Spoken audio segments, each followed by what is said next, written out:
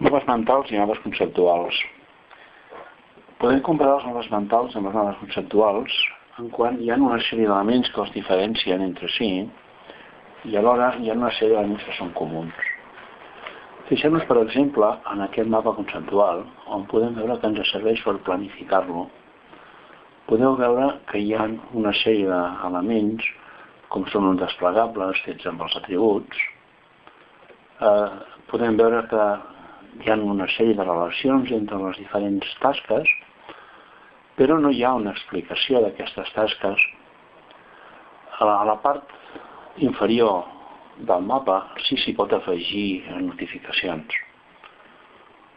Un altre tipus de mapa fet en un altre programa seria, per exemple, aquest, en el qual s'han afegit dades a cada un dels nodes, on podeu veure que hi ha una sèrie d'anotacions sobre dia i hora de cada una de les tasques que s'expliquen.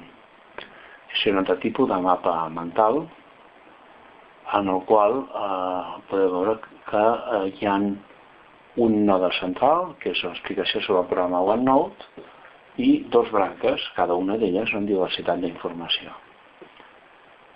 Si mirem els mapes conceptuals, veureu que en principi l'aspecte és ja força diferent. Aquí podeu veure, per exemple, el que correspon a l'escola d'Espiral, on hi ha un node, que en aquest cas no és el node central, sinó que seria el node des del qual surten el seguit de conceptes i relacions. O sigui, el mapa conceptual és un mapa jeràrquic, en el qual hi ha d'aquest node que és el curs, tres elements que són definicions, utilització d'ús acadèmic i treballs, que són els conceptes, i les relacions que hi ha entre el node central i aquests conceptes. Un altre exemple el podeu veure en aquest altre mapa,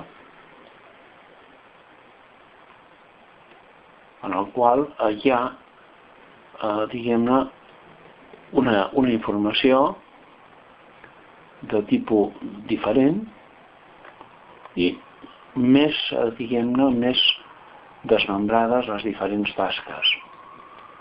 En aquest cas, en el mapa conceptual, fixem-nos que hi ha moltes més relacions, hi ha diferents elements, no té l'aspecte semblant a el que seria el mapa de tipus mental.